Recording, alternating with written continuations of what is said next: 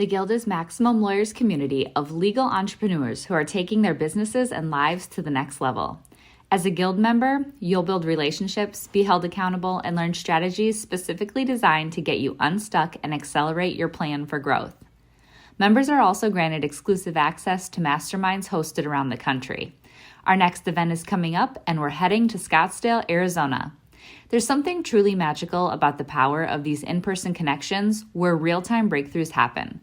Picture this. You're surrounded by like-minded law firm owners tackling your business and mindset challenges together. The energy is electric, the insights are transformative, and the results are game-changing. Investing in yourself is the best decision you'll ever make. The knowledge, strategies, and breakthroughs you'll gain are priceless assets that will supercharge your practice and propel you forward. Join the Guild and secure your ticket to Scottsdale at the best possible price by visiting MaxLawEvents.com. Run your law firm the right way. This is the Maximum Lawyer Podcast. Your hosts, Jim Hacking and Tyson Mutrux. Let's partner up and maximize your firm. Welcome to the show. In today's episode, we're sharing a presentation from MaxLawCon 2020. Our originally scheduled MaxLawCon speakers, Seth Price and Nalini Prasad, were live in the Maximum Lawyer Guild community. Here's their question and answer session on SEO. Let's get to it. Yeah, so from Blue Shark Digital, Seth, as you guys know, he's also a member of the Guild, right? Has kind of built his firm from 2 to 40 lawyers, DC, Maryland, and Virginia. And so he kind of did a lot of that with digital marketing. Said, well, if I could do this for myself, I could probably help other firms across the country. And so Blue Shark Digital was born. I've been on with Blue Shark since we became Blue Shark Digital and have kind of helped in all the different departments. I'm really passionate about learning about Google's new updates. And so we kind of try to keep ahead of the curve with the 4 fundamentals of technical, content, link building, local SEO, and we focus in legal specifically. Did I miss anything there, Seth? No, that was about as good as it gets. Perfect. And Max Law has been sort of our home and community. You know, not only were we able to build Price Benowitz, but I feel like this has been the place where we can test ideas, get feedback from people, and as well as have really enjoyed the Guild process on Monday and Friday mornings. Getting sort of virtual accountability has been awesome, and thankful to be here today. That's perfect. All right, so what we're going to do is we're going to hop into a few questions that we've had from before starting this, but there's a few people watching us live right now. If you guys have any questions or anything comes up while we're talking, just drop it in the comments in the group, and then I will ask those to Seth and Nalini. So first, we have Tyson asked, how does GMB affect SEO and vice versa? The irony is that GMB doesn't affect the SEO. The SEO is what allows your Google My Business. So your Google My Business is the interface that we all have for our businesses to give Google all this information. Google wants us to spend as much time on Google products as possible. We see that with flights, and we see that with hotel reservations, and we're now seeing it with law, where you could put your videos and your pictures and all these things. The SEO, the fun that we have, that Nalini and I, that we geek out on, what brings us joy, is using SEO, using links and all of the SEO signals to take your Google My Business and put it into the 3-pack. That's the key. So SEO itself is the art of the 4 fundamentals that Nalini just talked about, of getting you higher up in the search rankings for organic. But then if we work our magic and we are able to get local signals as well, we can then get the Google My Business ranked in that all-important 3-pack, which actually comes before the organic for many searches. And that is the sort of 1-2 punch that we love. And I also always like to use kind of the conditional format. You can go back to LSAT, right? So not everything that you do for local SEO is going to help you with organic, but everything that you do for organic can help you with local. Right, it's a nice one way. Well, we're talking to lawyers, right? So, but it's a one-way arrow basically. So your foundation, you always want to focus on that organic, the 4 fundamentals that Seth was mentioning there. Awesome. All right, from Jacob, for a saturated market, would you recommend long tail focused on pre-need prospects with retargeting, or focus words like such and such lawyer city or a combination? It's a very difficult question. If you're there's people who say it's saturated. I'm like, it's not that saturated. So that's the first thing. But if you're sort of trying to do PI in the Tampa expanded market on digitally, really, really tough. And the answer is there is no great magical answer. First, I'd figure out, is there a niche? Can you niche down and find essentially long-term keywords that will monetize for you? But I like the idea that you could go and use retargeting. That's a very powerful thing. The question is, how do you find media that gets you the clicks in the first place at an affordable price? And that, I think, is either looking to see, can you niche? For example, if you're in a hyper-competitive market and you become the king of dog bites or slip and falls or something, you could very often differentiate yourself from all the people going for car accidents. But there's not an easy magic fairy dust formula. It's competitive. The cost of clicks are going to be very high. I think that the retargeting point is you better do everything you can to monetize whatever clicks and contacts you get, rather than just in a less competitive market. You might be like, okay, well, I'll follow up with most things. You really need to squeeze everything you can out of that orange in the competitive markets, because if you don't, you're not going to find an ROI. Nalini? And on a specific note too, a lot of the times when we talk about retargeting, sometimes that can be done really cheap. If you're going to put a little pixel on your website, if somebody's visited one of your pages because they are researching, let's say you're not PI and it's not that someone already has the injury and is looking for you right now to actually convert, but hey, I might be getting a divorce in a couple months. I'm looking into this, right? If I come to your website and then you just want to follow me on Facebook for the rest of the month, you can do a spend of $500 a month, Seth, around that for the Facebook, another 500 for, I know it depends on on your traffic, right? So that's a very high traffic. You're looking at that, but there's one thing to be said that it is very separate when you're talking about retargeting ads. There's the Facebook retargeting ads, which when somebody visits, they'll see that on the side of their Facebook. But there's also Google retargeting ads, which are a whole network of Google sites. It's only very specific sites, but if people go and visit those sites on Google, they may see your graphic ad as well on the side. And that's right. Another spend, right? And I think you just have to be careful, because if you're in an area, let's say criminal defense, and to a lesser extent PI, there's a shelf life. While yes, there could maybe, there was always back in the day, there was a lot of people proselytized the drip campaigns, which is today's click funnel, or the retargeting, which could be done even more efficiently. But bottom line is, if there's a short window on signing something up and somebody's raised their hand and said, hey, I need help, it may make you feel better to say, yes, I'm going to try to squeeze that extra orange juice out of that orange. But if it's something like criminal defense where they're going to sign up for somebody in the near future, waiting for a shock and awe package to come in the mail, my attitude is you want them signed up right away, which is one of the reasons I was talking to Tyson about, our intake center at Price Benowitz, is that you need to get people immediately. Again, family law, trust and estates, much longer sales cycle, that might have a better chance of working. But I'd be very cautious about putting eggs in a basket of retargeting in one of those areas where there's a shorter sales cycle, like thinking, hey, it's competitive, I'm going to do that. Yes, you should do it, but I'm less optimistic that you're going to see positive ROI even with that as the 1-2 punch. Completely agree with that. Right. Jacob also asked, how do you keep SEO content readable by humans? Great.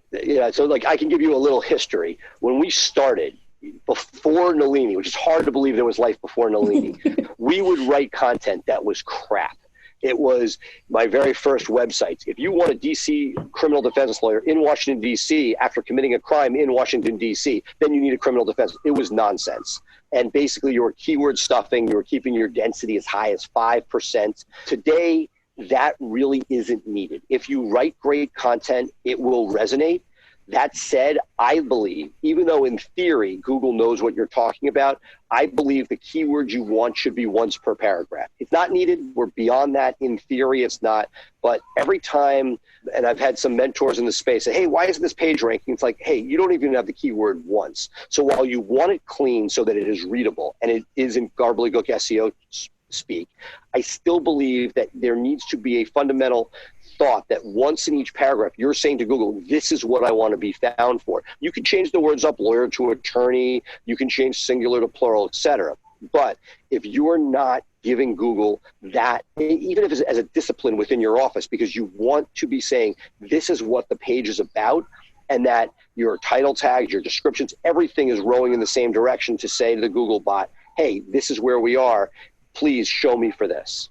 And the other thing you're asking with that question, right, is how do I keep the people engaged on my site, right? How do I get them to actually be able to understand what I'm giving? And so it's not just words, but think about if you've done a FAQ video, making sure that that's there, something they can click and listen to, right? Making sure you transcribe those, because those words are going to be more conversational. And then you can also add in these keywords that are really important that Seth just mentioned, putting in charts and tables, lots of those items that people can actually break up the content and be more engaged with. And as we go in to Google getting more sophisticated, they're constantly coming up with all sorts of ways to tell the Google bot what those charts are, what those images are. And so it's also feeding the bot more information about you and why you're smart. Awesome. Next question is from Jay. And he says, once I have my directory NAP listings built out, should I focus more on local links or higher DA links, but without the local connection? And I'd say both, Jay. Look, we want both, right? We definitely want the high domain authority links. We also love local links. If you had to choose, you put a gun to your head, yes, you need the high domain authority links, national links, as he may refer to them. That's what's going to move the needle. So first and foremost, that's what you want to fight for. That said, not all of us can get a link from CNN. So I think that depending on your budget, the market you're in, the competitiveness, if you're in a low competitive market for a non-PI search term, you may be able to use local links that are a lot easier to procure and make that move the needle. But at the end of the day, if you're able to get those high domain authority links, laying the groundwork, nothing better. That's going to get you authority in the eyes of Google. Nalini laid out the 4 pillars. This is one of them. Nothing better than getting those MacDaddy links coming in. That said, whether once you've gotten those or after you've exhausted those resources, if you don't have the resources to go after them in the first place, local links, very valuable. That said, they're secondary after the MacDaddy high domain authority links. Yeah, that's kind of full circle to the first question, right? Was you got to do one before you do the other. And I think the other thing is if you have, very limited resources, you only have an hour to figure out what you're going to do. Think about your low hanging fruit too, right? Are you known in the community? Do you have a whole bunch of people that are willing to just link for you right away? Do you have a lot of press out there that can be on national publications? Think about what you have already offline, and that's how you should prioritize what you should be doing. And we don't talk about this a lot, but the first thing we do with new clients at Blue Shark is we triage what's going on. We look at their existing content, but more than that, from the link point of view, we're looking at what are the freebies? What are the associations you're a member of? Where have you spoken? What are the things charities that already have you on the board that are listed? Basically, Google yourself. Put your name in quotes. If you're of a unique name, that'll be easy. If it's not, you might have to put some sort of modifier to your location. But do something to see what does the web know about you, or just put your name in quotes and go several pages deep and find those places and then make the ask. Look, when I started, we talked about this the other day, I just sat there finding legal directories. You don't need to do as much of that now with many of the third-party companies that will place you on directories, but you still can Google your name, go 10, 12 pages deep, 120 different places that you may have your name or your firm name, and then go make those asks. There's nothing better than that, because if you're already in a place, it's the easiest low-hanging fruit, as Nalini just said. Again, I still want you on CNN if we can get it, but if you can't get CNN, let's find the places that are local that love you. And something that we've been pushing a lot recently has been, hey, during this time, everybody's looked at their expenses and where they're spending money. When you have that list, make an extra checkbox. Can you get that company to put an endorsement of them? You love these companies. You're spending money month after month. Can you get an endorsement with a link back to you? It may not be the highest value link, but at least there is value to it, and it's local, and it's a start. So that's the best answer I can give for that. Hey guys, it's Becca here. I'm sure you've heard Jim and Tyson mention the Guild on the podcast and in the Facebook group. That's because we're seeing some really exciting things happening with Guild members and their businesses. The Guild is this perfect mix of a community, group coaching, and a mastermind. Inside, you'll gain support, tap into a network of connections, and continue learning. a common theme among successful entrepreneurs. There are so many benefits inside the Guild, including weekly live events and discounts to all Maximum Lawyer events. Head over to MaximumLawyer.com/the Guild to check out all of the benefits and watch a few testimonials from current members. Investing in a community is like the self-care of business ownership. Being in a community with other people who get it is crucial when you're creating a rock-solid foundation to build your business on, one that's strong enough to withstand setbacks, transitions, and growth. So head to MaximumLawyer.com and click on the Guild page to join us. Now, let's get back to the episode. All right, the next question is, what is structured data and schema and why is it important? This is one of those 4 fundamentals, and I like to say that it is the foundation of your home. If you are building your website to build your presence, to build your firm, you have to be able to communicate with the Google bot what is on your website. You can have 1,000 pages of the most beautifully written content. It can have all of the important information. But at the end of the day, if the Google bot doesn't understand what that information says, how is it related to other content on the website, then it's not able to understand why you are organized and smart and able to have an answer for that searcher, right? So for example, if you have 1 page of content on car accident, and it can tell that there's 1 page there, it's able to identify you only have 1 page of content. Maybe you're not the smartest person.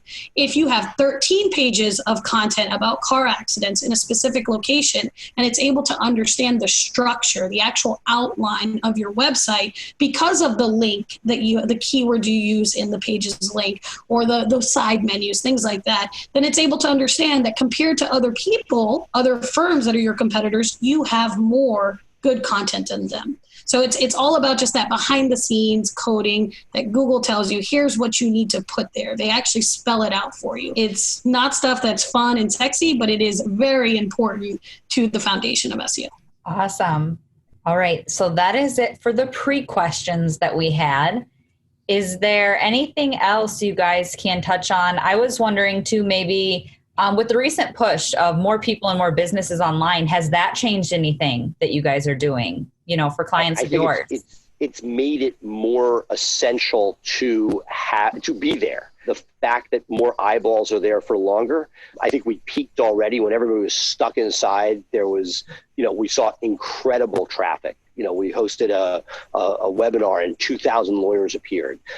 So I think that if anything, it has strengthened the need and importance of online search. And that what's fascinating, and we talked a lot about this, and Jay and I have talked about this on our webinar, is that we have seen a drop in referrals to the law firm, meaning that the web has become, not that there's more revenue, there's definitely been a dip in revenue for most of the fee-for-service people, and there have been less accidents out there, but that what I have seen is that the referral business has dipped, making the web that much more important. So I think that if you were to do anything, obviously continue to push SEO, but doubling down on your Google My Business, making sure if hours have changed, that you're reflecting those, and that understanding that is one of those places that it's been a love-hate relationship for years with Google.